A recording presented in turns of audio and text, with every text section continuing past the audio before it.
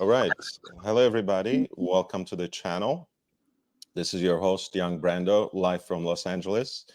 I'm here with Eric Wind of Wind Vintage.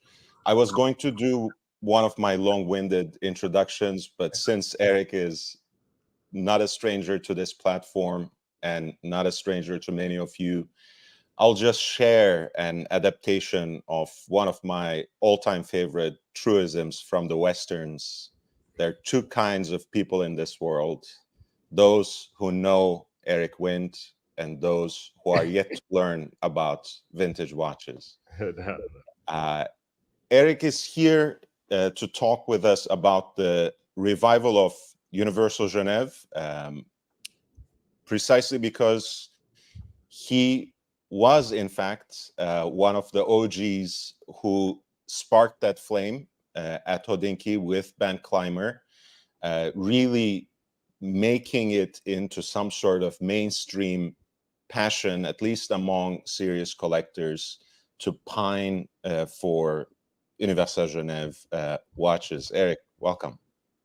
Thank you so much, Ellie. It's an honor to be here again. And since I was last on here, we've had the pleasure of not only spending time together once in June, but also in November at our friend Tropical Patina's wedding. So I feel like I know you a lot better than just a face on the other side of the screen from our previous conversations. Yes. I mean, again, I'm so glad to consider you a friend, and it's really been a great pleasure. I want to talk to you about those early days because some people in the audience might not remember, since Hodinkee is more about G-Shock collaborations these days. But there in the early days, Ben Clymer and you were very passionate about this brand, about Universal Genève.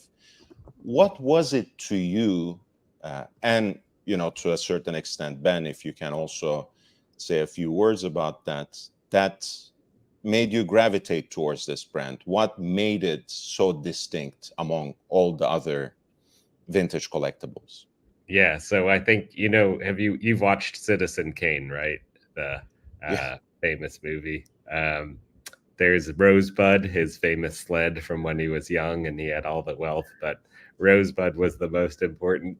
I think the watch that kind of ignited Universal Genève for so many people and for Ben himself was Pete Fullerton's Universal Genève Tri Compacts in steel, which Ben bought at the Henry Graves Jr. Pete Fullerton auction, organized by John Reardon, and I think that was in 2011 or so. So that was his first UG. He wrote about it, and then suddenly it was kind of caught on like wildfire. There it is. Pete had purchased it. UG had a very close relationship with Patek Philippe because they were both distributed by Henri Stern Watch Agency in New York, which is still the Patek agent for the United States, where you go to get watches service, buy straps, etc. through them in Rockefeller Center in Midtown New York. But Pete, as a young man, basically, I think he was the son-in-law to Henry Graves Jr. He or the nephew, I can't remember which specifically, but he basically got into watches because of Henry and wanted to buy this watch. Henry basically gave it his nod of approval, maybe even facilitated an introduction with Patek Henri Stern, New York. And that was Pete's one of his first watches. It's on even a vintage Patek Philippe black alligator strap that was on the watch to show you Right. even further the relationship. So that ignited it for so many. There it is. Yeah. The double P strap. So just really, really special watch. Ben wore it to my rehearsal dinner when I got married in 2012 in Washington, Amazing. D.C. Pretty cool. That's one of the things I love when I discover, what watches you guys have worn to your own marriage, Yeah, and what watch really made the occasion for the participants as well. These it's are some of the great memories. yeah, it's really special. So that was really, such a special watch, very complicated. It's a tier below the reference 1518, which obviously had the perpetual calendar added to it, but this was one of the most complicated watches available at the time, just Mhm. below that. It was, the fact it had a full calendar, complete calendar, some people say triple calendar, but also the chronograph and the moon phase. Really a lot of detail, and with an in-house universal Genève movement. Even Patek wasn't using an in-house movement for their watch. They had Right. sourced the Valjoux and then Bajou modified. base, yeah. Yeah, so this is really, really special. I think that the story that we are telling to a certain extent is about proximity, perhaps. But when you talked about how it was retailed right next to Patek, we should also add uh, Hermes, for example, right across the Atlantic, was retailing Universal Genève watches at I their have flagship location. I have an ad right there, Hermes Universal Genève, right in the center. I'll Right. show you. There, you see it? Amazing. Yeah, right in the middle. Like Yeah, second from right from yeah, our, exactly. Yep, exactly. but from wide angle, it's right in the middle of Yeah, everything. it is. Yep. Um, so to me, I think it's really important that, um, like you said, they were available at very prestigious locations right next to some of the most desirable and most complicated watches of the time, Yep. and in a way slightly more accessible, both in terms of price point and in terms of the sheer numbers. And that's what also made Universal Genève so special, because they were one of the most prominent chronograph makers of the time. And especially, maybe we won't get into this nitty gritty of, like, was it Martel that made the movements for them? How much is that in-house, whatever. That's maybe too much of nerding out session for a public conversation. But the idea is, again, they were um, built on movements that were exclusive to them, very special and complicated watches that were available, that were desirable, and that really set the stage for perhaps the golden age of the chronograph, where we would, in fact, mention the name Universal in the same breath as Breitling, first Yeah. of all, right? And that to me was almost poetic, and this will bring us to our day, when Mhm. before the end of the year, it was announced that Breitling's ownership group, the Partners Group, bought the rights to the name and have this project of reviving the brands. Uh, Yeah, it's super exciting. how much do you know about it? How much can you share about it with us? And how do you feel at first blush, even without perhaps knowing much about what they're going to do with this legacy? So I think it's been a dream for many people for over a decade to see UG revived. It's essentially been um, defunct, dormant, however you want to call it. It sold to a Hong Kong kind of investment group, supposedly as a kind of graduation gift for this wealthy man's son, uh, as a project to take over. And they tried to restart it a couple times, like around 2000 and a couple other things. And the watches just weren't good and they were too expensive. And they essentially didn't make it happen. So they've kind of just quasi been defunct. They had a couple watchmakers that would service watches. And they had someone who would kind of produce extract from the archives. And that was really it. So countless people have contacted them over the years to see if they'd sell. I know Ben Clymer had. Other people were constantly writing emails. Hey, do they want to sell? Hey, do they want to sell? Not really. Um, I'm very good friends with the man you see on the screen, Fred Mandelbaum, who's really kind of the epitome of a great collector in my view. He shares knowledge. He hunts out, rarity, seeks to understand and add scholarship to what's going on. We did a special episode of our Significant Watches podcast with him in 2022, which I highly recommend. But really special, just a special guy. I only wish I could see him, every week instead of like twice a year. Will you have to move to Vienna or Geneva for that? Or he has to move to Florida, same as you, Ellie. We need you here. Just a phenomenal gentleman in the truest sense.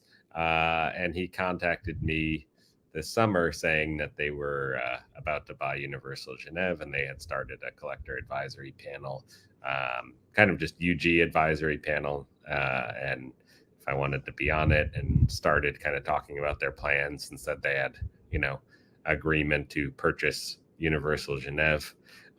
Their hope, honestly, was that it not be shared publicly until the watches were released and kind of do a double whammy.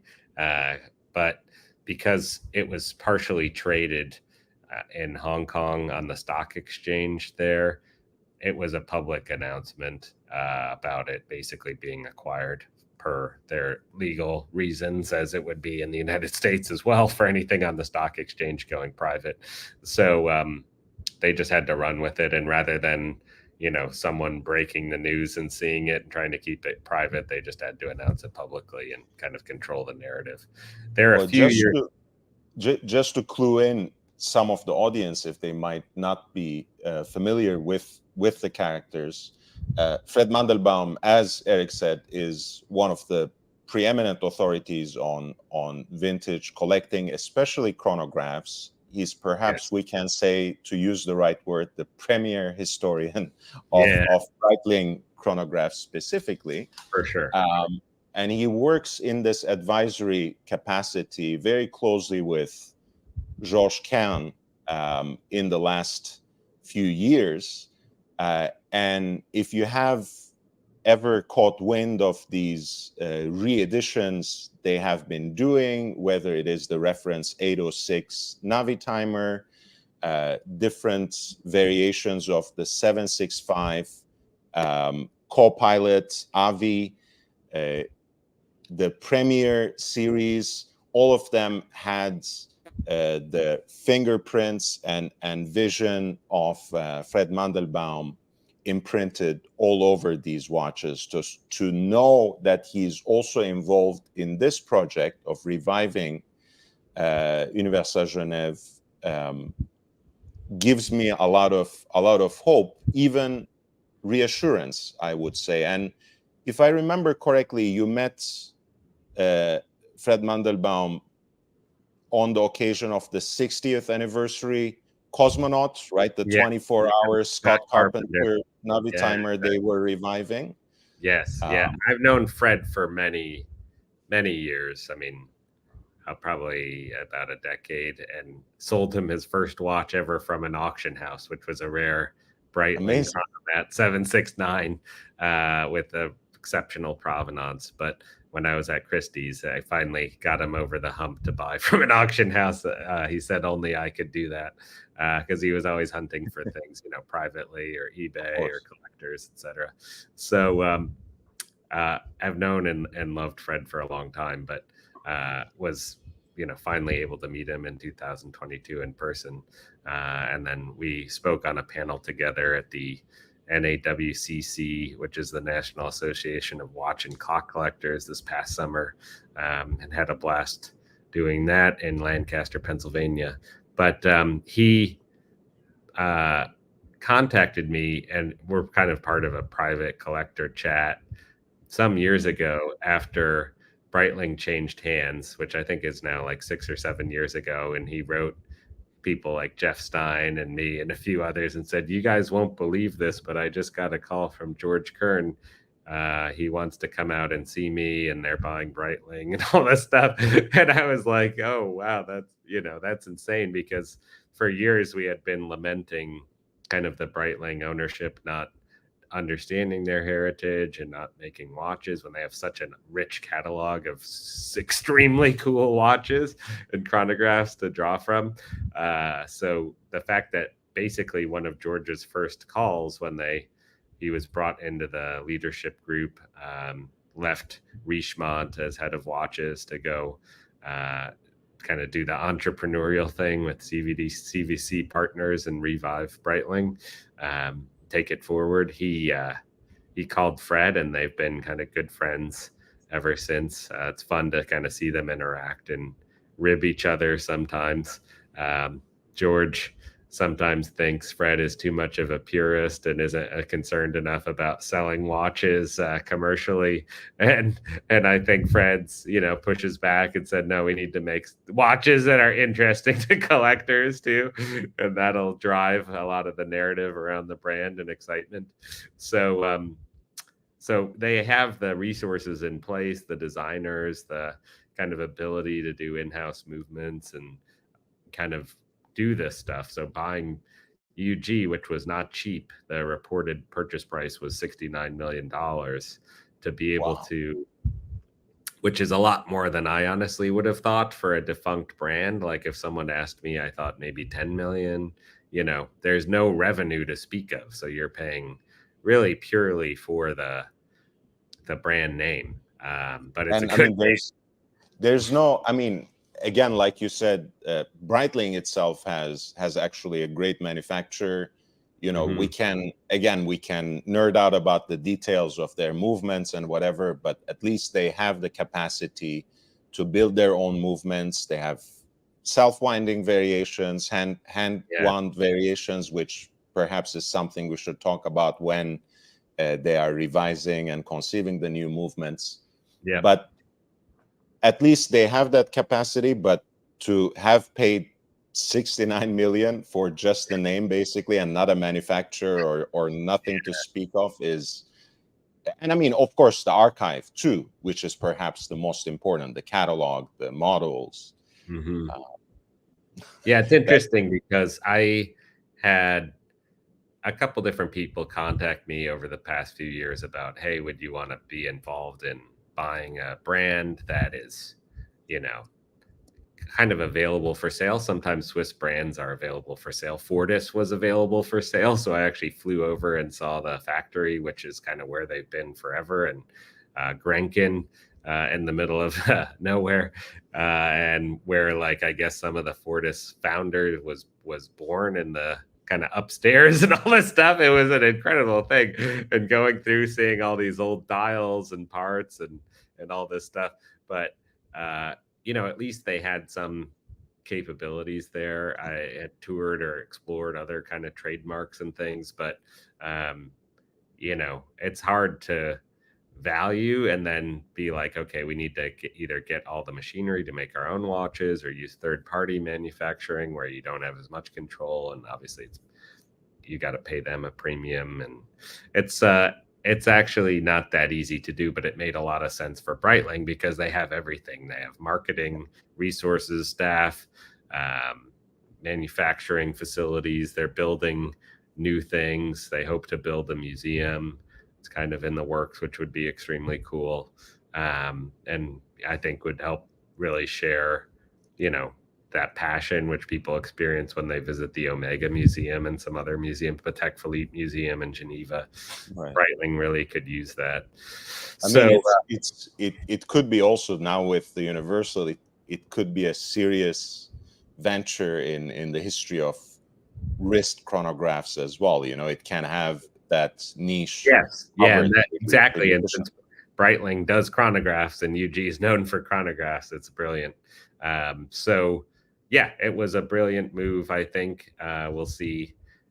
Honestly, it's a couple years out from first watches being introduced to the public, which is why they didn't love announcing it now. But they're they want to make things that are commercially appealing, but also that are appealing to collectors.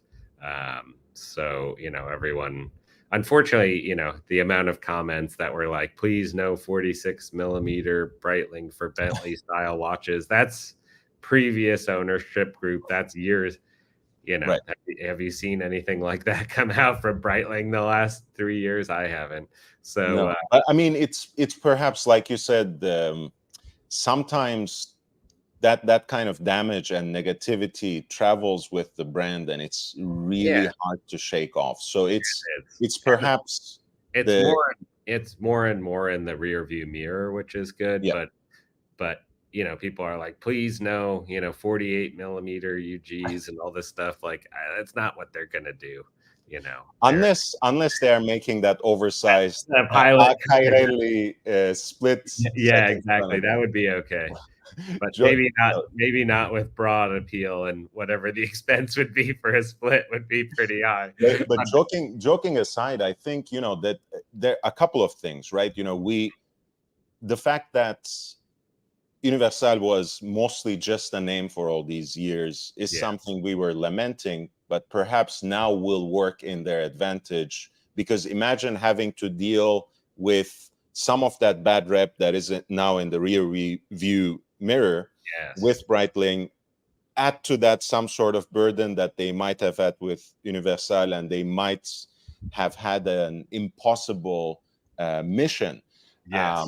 And everyone has heard their stories about someone wanting to acquire Universal Genève. Mine was actually about Carl Friedrich Schäufele trying to acquire it. So thinking that how others may have been in competition, as outrageous as $69 million might sound, I can see someone like Schäufele easily throwing around $20-25 million anyway to Yeah. buy Yeah. the name. So when you're competing with the big dogs, so to speak, you probably have to dig deep into the coffers. So And it's I mean, not that surprising. it was for sure the best name of any watch brand that was essentially defunct. It's any watch collector, as soon as you get a month into collecting vintage watches, has probably come across it. So it's as good a name as you can get that it's not owned by a Swatch Group or a Richemont or an LVMH already. Yeah. And honestly, I like that as well. That's why, for example, when I was having this discussion a few years back with someone from Chopin and from Ferdinand Berthoud, basically, Mhm. they were trying to explain, that's why we had to go with Berthoud, because Carl Friedrich Schäufele had already an extensive collection of his marine chronometers. Otherwise, we were about to. But the story is always like that, right? We Yeah. almost. But I'm happy again that it went to, yes, an ownership group, but a lean operation that has a very specific, brief, let's put it like this, Mhm. that is sitting on, again, a very prominent legacy of making chronographs. And Universal Genève, when you look at those romantic advertisements, always presents itself as specialists in complicated watches, and we know they were one of the best chronograph makers of the time. Now, I want to ask you, since we don't have infinite time, at Yeah. least not this time around, Yeah. Yeah. my last two questions will be basically about something you just broached, and about perhaps the models. I don't want anything specific, but like, the model lines that you would love to see when they actually announce this lineup, when they actually start offering watches. So what you said was that they want something that's commercially attractive.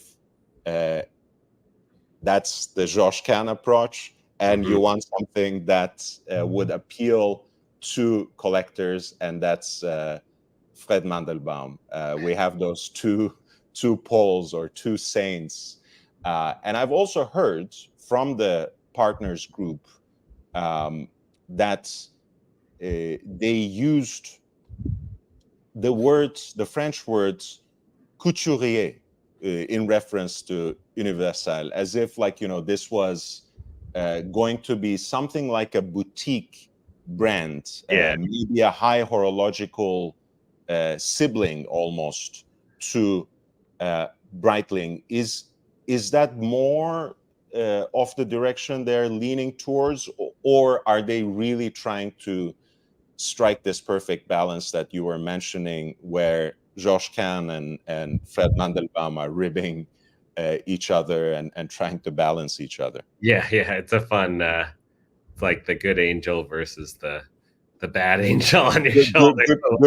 Good cop, bad cop. Yeah, exactly. So, I mean, two lines that I would recommend they restart. They both have kind of big groups of collectors and things. One is the tri-compacts, which is kind of the most complicated, just generally one of the most well-known signature watches for UG.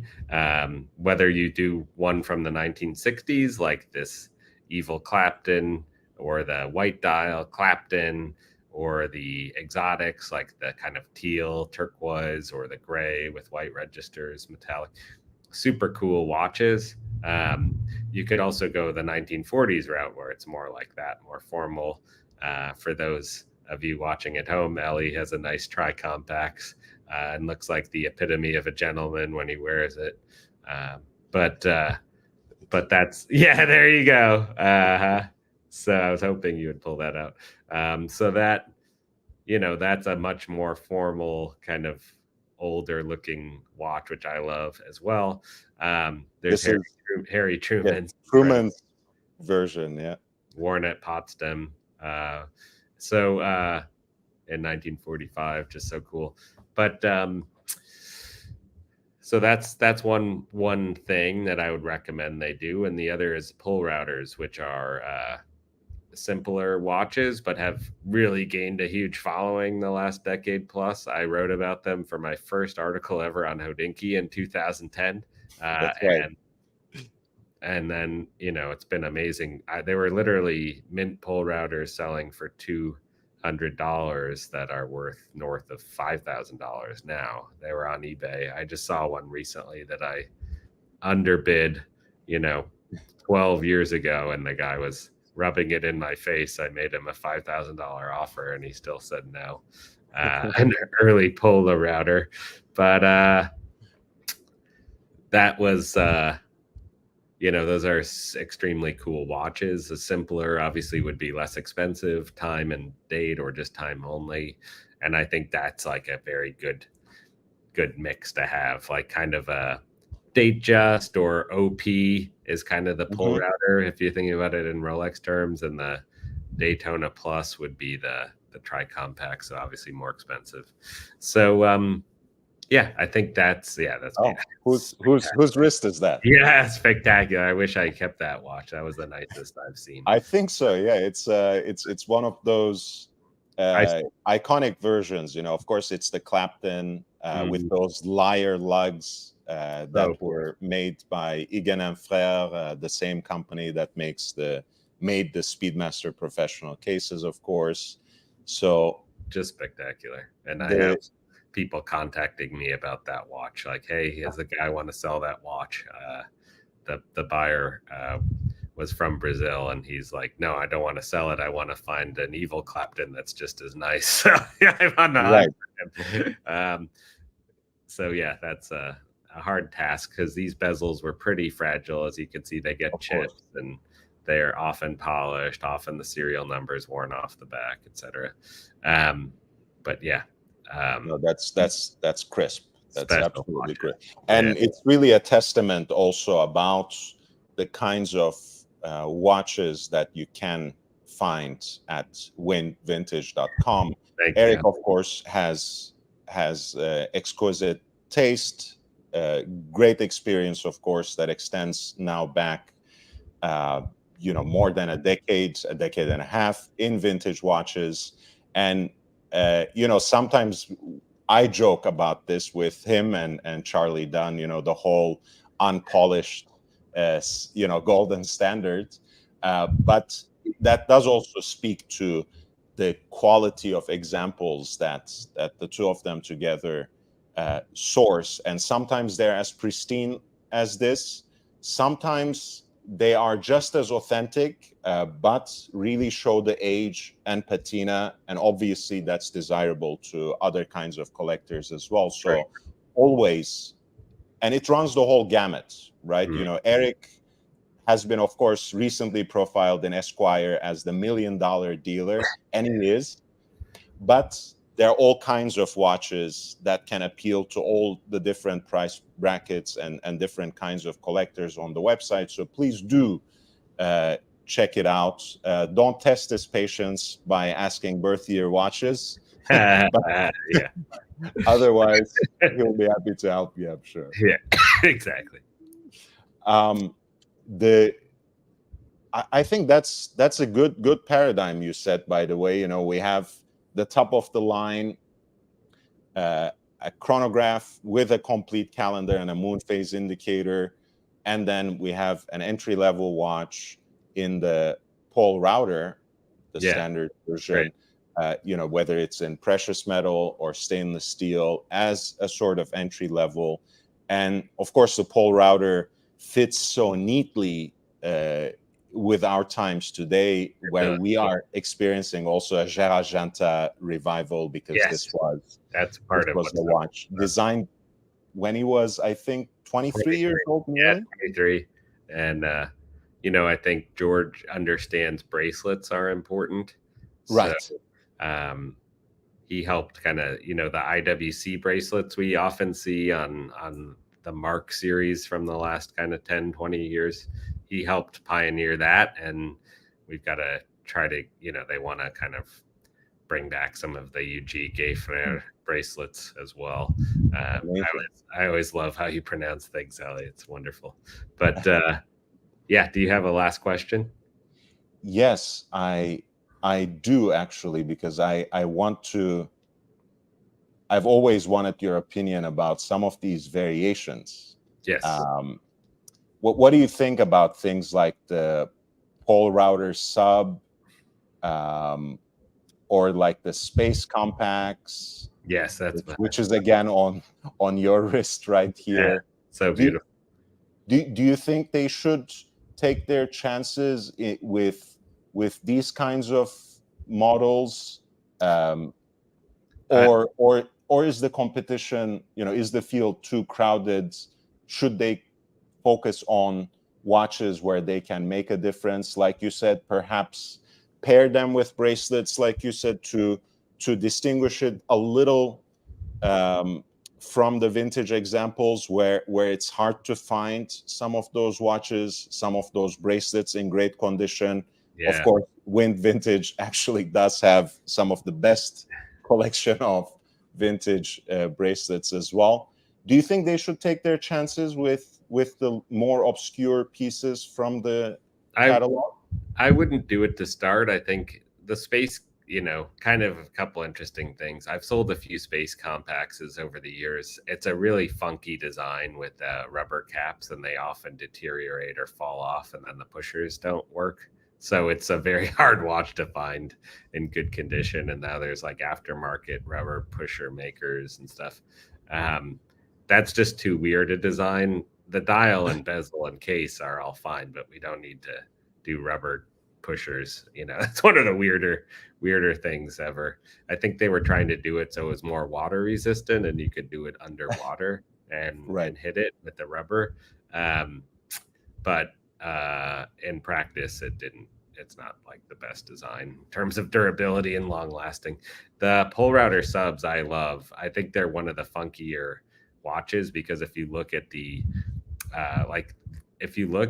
go back one, actually, that's the original. The loom is actually on the outer edge of those plots, which are not loom. People think the whole triangle's loom, but it's only a little dot of loom, which is so weird and kind of pointless because it's not that visible underwater. The cases are beautiful. They're EPSA cases. 42 millimeters for the original. You have the inner rotating bezel, very similar to other watches like the Polaris from Jaeger-LeCoultre or the Vulcain Cricket Nautical. A bunch of different brands made EPSA divers in the mid 60s. I don't know if that has as broad appeal, but it would be good to have a dive watch. Obviously, it's kind of, one of the three main categories of watches: chronographs, dive watches, and kind of dress watches. So I think there's a lot to draw from, an endless amount. One of the best catalogs ever. They've got 1930s UGs that are incredible, all the way through kind of funky 70s and 80s stuff. That's obviously a phenomenal watch. The exotic compacts, I would love to see that come out. So I think it's pretty awesome. Amazing. So basically, we agree that they should have something at an entry level that would appeal to enthusiasts of dress watches in a contemporary version of the pole router.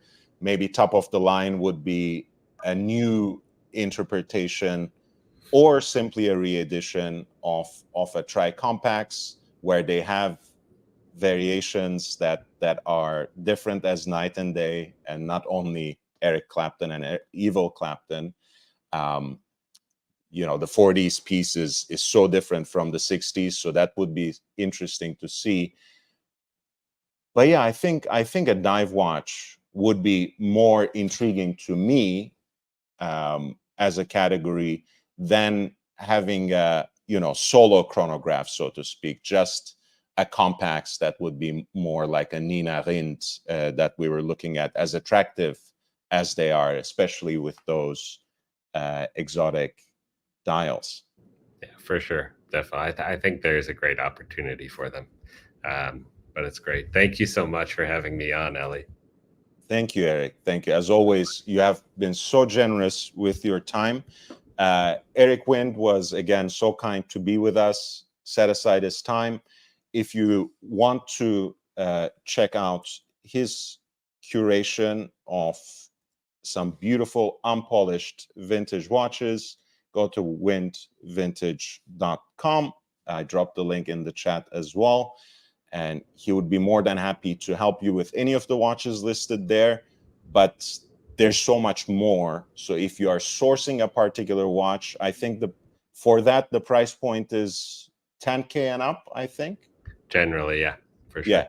And so for that, you can, of course, approach him directly and think about what you can find, and he will most certainly source the best example that you can find in the entire world, unless he keeps it for himself, like that beautiful Explorer 2 you have, Eric. Exactly. Thank you so much, Ellie. Bye. Have a great day. Thank you. Bye, guys. Don't forget to hit the like button and subscribe if you haven't. Thank you. See you in the next one.